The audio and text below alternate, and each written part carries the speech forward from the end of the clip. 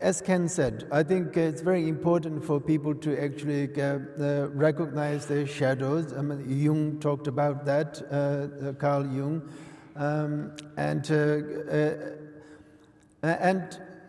but at the same time, I think it would be a mistake to think that in Buddhist meditation it is not possible to be able to for actually to own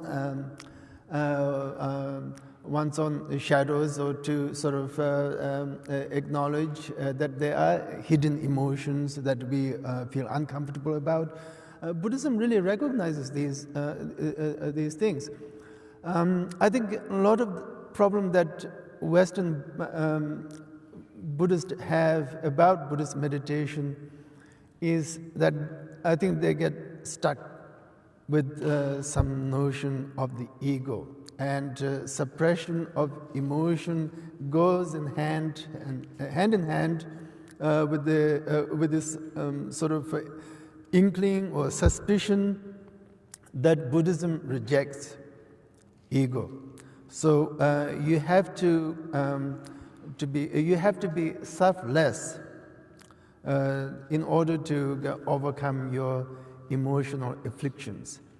If you don't experience that state of selflessness, as long as that remains, you have ego fixation and things like that, the emotional afflictions are going to continue. And personally, I think that's a big misunderstanding that many people have, and I think even Western Buddhist meditation teachers sort of speak about how important it is to actually galvanize your sense of self and ego, so that you are not afraid of your emotions, your fears, your anxieties, and your moods like depression, despair, and so on. So you have to strengthen your ego first, and then you do meditation, and then you sort of are transported to the state that Buddhists speak about in terms of selflessness. But as I said before, I think that's a sort of misunderstanding about. That's a misunderstanding about what is meant by selflessness. In Buddhism, when we say there is no self, we are not saying there is no self. Actually, the word for self is Atman. Atman means soul. Atman means something like a soul, something that doesn't change, remains constant, consistent throughout time. We can go through different kinds of psychic states, and it doesn't change. So Buddhism has been very sort of clear on that point, that there is no soul. We should not sort of put everything on the notion that there is some kind of soul. Believing in soul will not save us. You have to recognize, even now, many spiritual people, many people who are religiously inclined, believe that they have souls or something like that. But Buddhism denies that. But Buddhism has never denied that there is a person who needs a lot of work. I mean, otherwise, the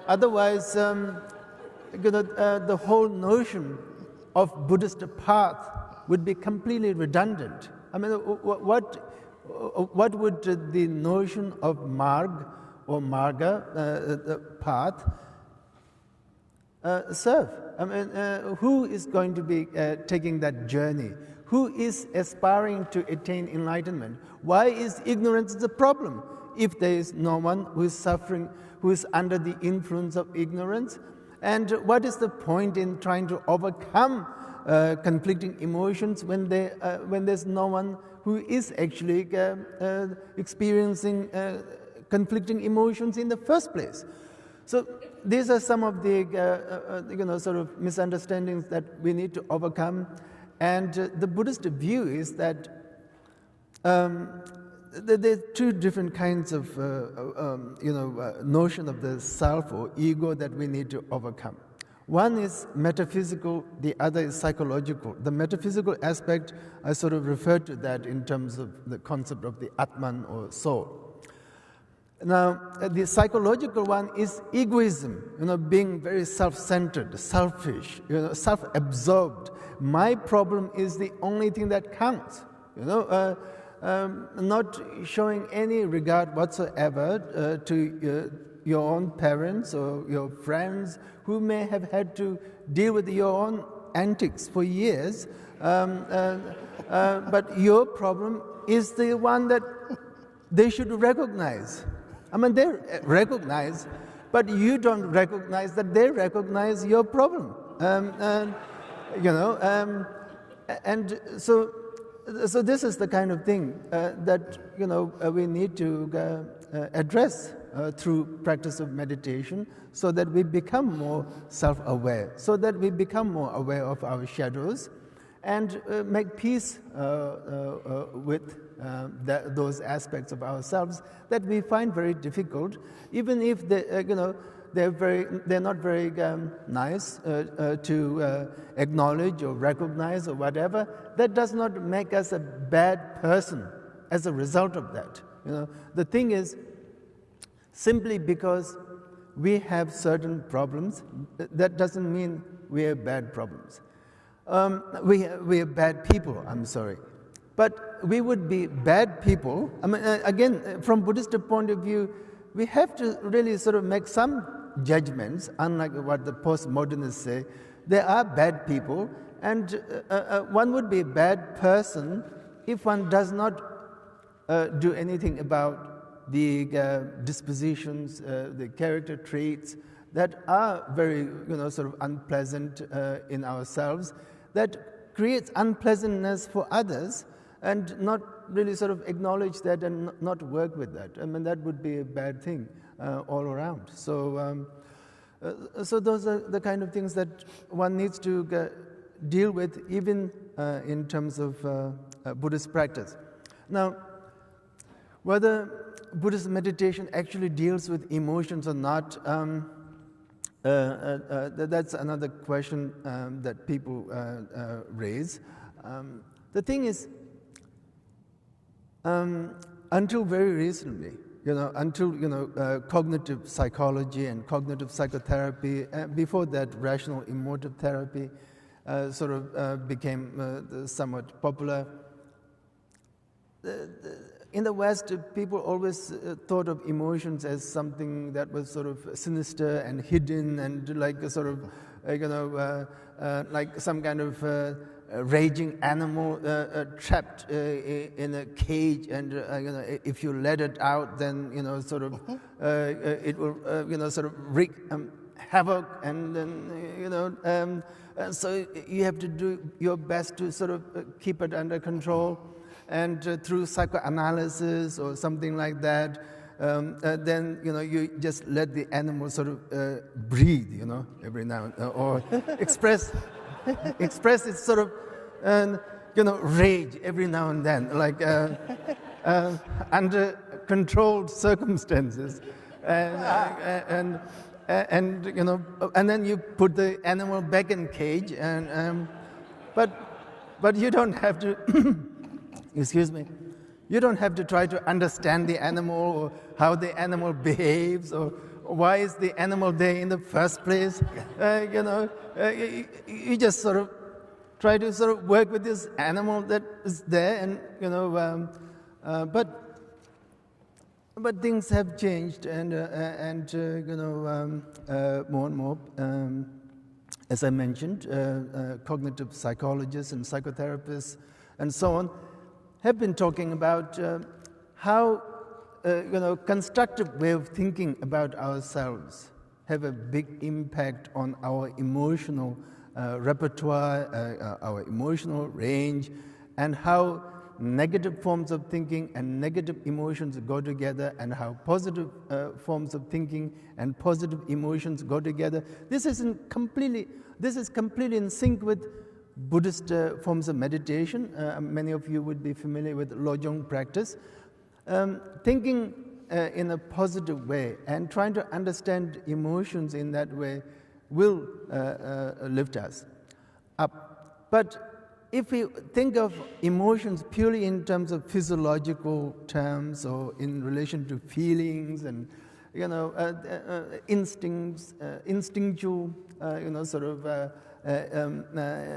impulsive kind of behaviors, we're not going to really sort of understand what emotions are about. And trying to understand emotions has to be very much, sort of part of learning how to transform emotions. In other words, learning about emotions, understanding emotions, will help us to transform emotions. Expressing emotions is not the only way to overcome our negative emotions, or even trying to trace our psychic history, looking at how we were brought up and how we were treated by our parents, as Ken was saying. As far as Buddhism is concerned, those kind of thinking will not really bring too much light to what we are really going through, what we are really experiencing. Because Buddhism actually exercises a lot of skepticism, unlike what many people think about Buddhism being. People generally think of religious traditions, including Buddhism, emphasizing faith and so on and so forth, and do not encourage people to sort of develop skepticism. But Buddhism says we should be skeptical about these things because of exactly like what Ken was saying about our tendency to project things. So we, last night Ken was talking about myth of the given, for example. If we take our notion of childhood trauma or something like that, I'm not saying childhood trauma, by the way, doesn't exist. What I'm going to say, nevertheless, is that what we think of being a traumatic experience is something that we have given, interpretation to. What we make of our own experiences plays more of an important role in terms of how much they're going to impact on us as what actually happened. That's a very traumatic thing might have happened. But if that individual understood that, sort of in a different way, the trauma may not have continued to haunt that person. But if that individual then begins to think all kinds of things, I was going to say blah, blah, but but blah, blah doesn't say much, so I decided not to. So you ruminate about it, you agonize over it, you blame this person, you blame that person, you blame yourself, you go on, and then the trauma becomes compounded, it becomes overwhelming. So those are the kind of things I think as Buddhists we need to think about, in terms of the actual incidents and what we make of it, and not always think simply because something happened, then it's terrible. No, it becomes really terrible when we think it's really terrible. From train being late to sort of how we thought our parents treated us, how our older brother was given everything and you were denied everything, and even if you were given the same toys, the older brother got the toys first, got to open the presents first, and you were only allowed to open it afterwards or something. But anyway, people speak about these things, after 30, 40 years. So obviously, they're very important to them. So, yes.